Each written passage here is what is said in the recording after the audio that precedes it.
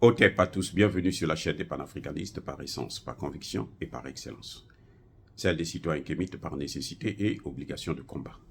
Nous sommes une chaîne qui n'est guidée que par nos ancêtres et rien que par les ancêtres qui appartiennent à l'égrégore du monde noir.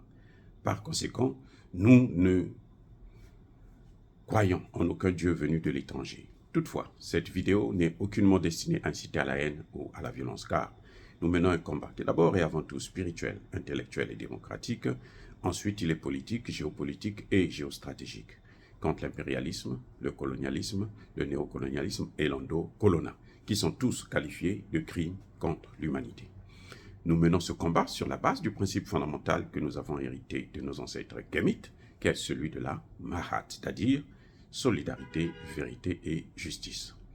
Vous êtes donc en droit de connaître la vérité et nous avons l'obligation de vous dire la vérité, rien que la vérité, afin que justice soit rendue au continent africain. Et ça, c'est notre modeste contribution dans cette noble lutte en faveur de la souveraineté, la dignité, la solidarité et l'unité africaine.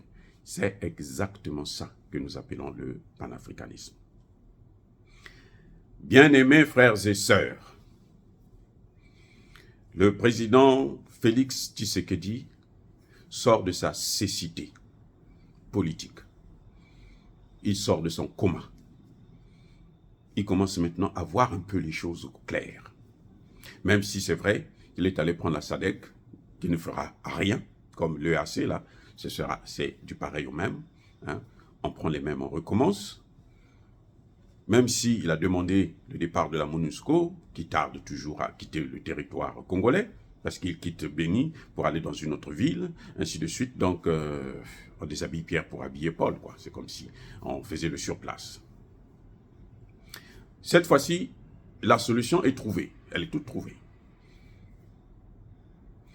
Le ministre Moïndo Nzanga Botondo, ministre de l'enseignement supérieur et universitaire du Congo démocratique, a fait une révélation fantastique que je soutiens fermement.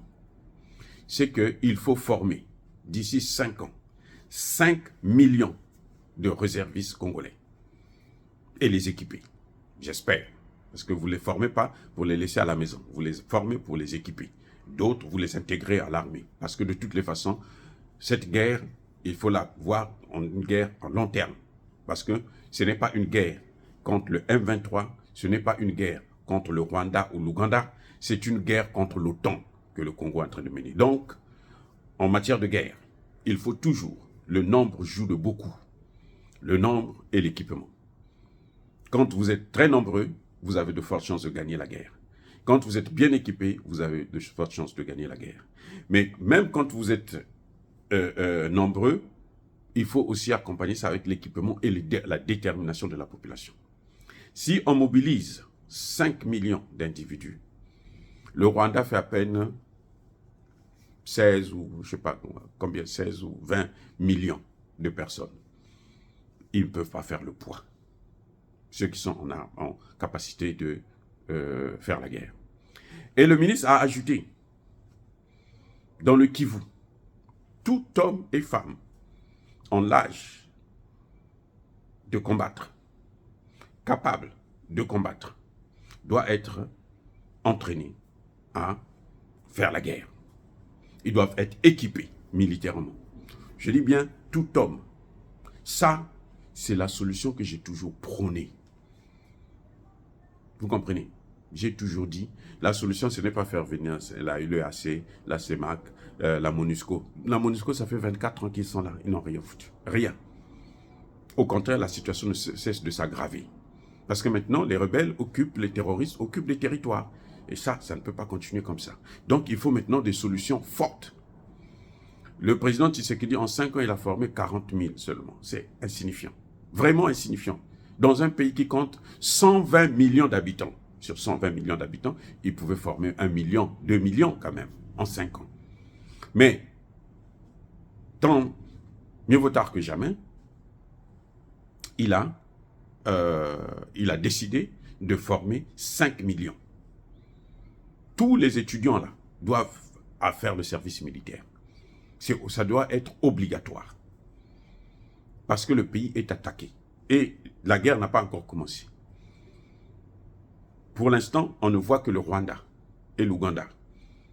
Mais, vous allez voir bientôt, le Kenya va rentrer directement dans le conflit. Le président Ruto, quand il faisait sa campagne, il avait bien dit que le Congo est mal géré, comme si c'était son pays, comme si le Kenya était mieux géré.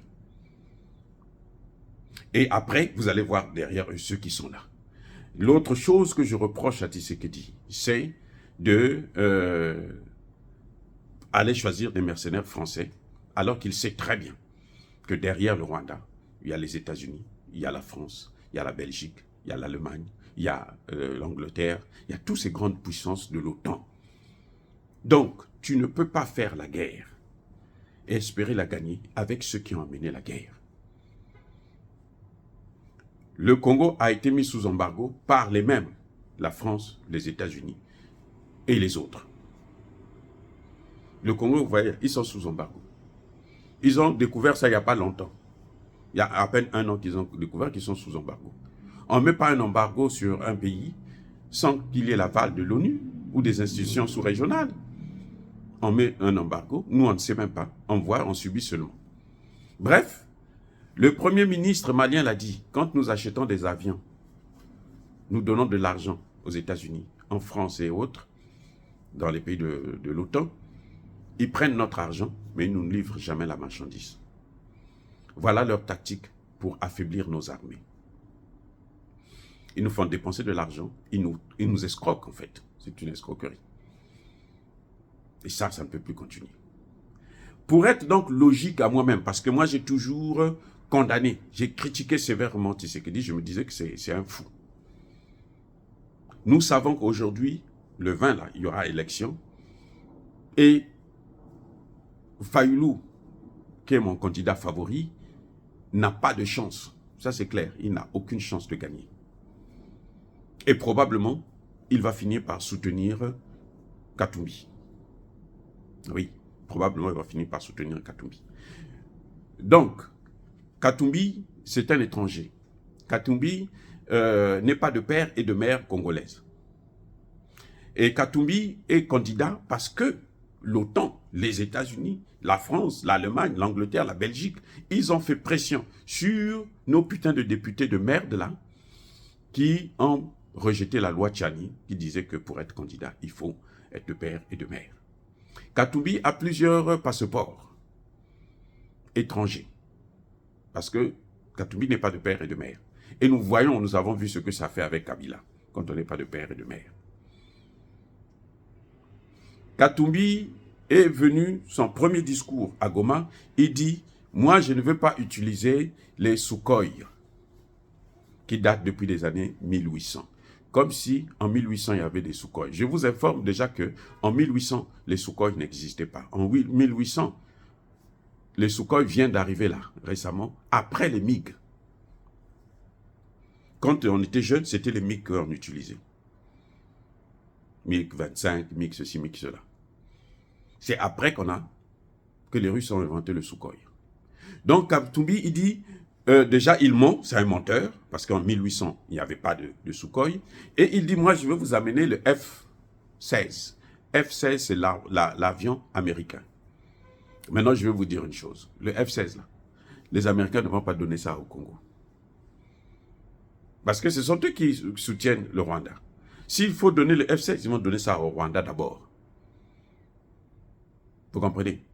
Vous avez vu comment l'Ukraine, que les Américains ont soutenu à coups de milliards, plus de 110 milliards de dollars que les États-Unis ont donné à eux seuls, à l'Ukraine. C'est il n'y a même pas quelques mois qu'ils ont donné à l'Ukraine des F-16. Les F-16 là, les Américains ne vont pas donner ça à Katumbi. Ils mentent encore une fois de plus. Et on voit bien qu'il est positionné pour ceux qui veulent balkaniser le Congo. Ce sont les Américains et les Occidentaux qui ont détruit, vous voyez le Soudan, la guerre au Soudan, là, ce sont eux.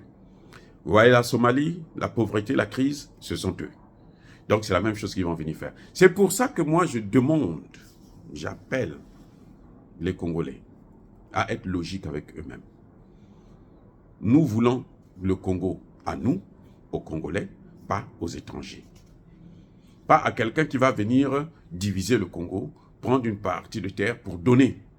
Et la meilleure terre, bien sûr, parce que les plus grandes richesses du Congo se trouvent là, dans le Kivu. Donc, ils veulent prendre ça pour donner au Rwanda. Comme ça, les Occidentaux vont venir s'installer pour puiser les matières premières qui y sont. Non, ça ne se fera pas. C'est pour ça qu'il faut voter Mwana Mboka. Et moi, je préfère qu'on vote Félix Tshisekedi. Je comprends les inquiétudes de beaucoup, parce que Tshisekedi est lui-même aussi tribaliste. Voilà le plus grand reproche qu'on fait à Tshisekedi, c'est le tribalisme, de s'entourer de Balouba.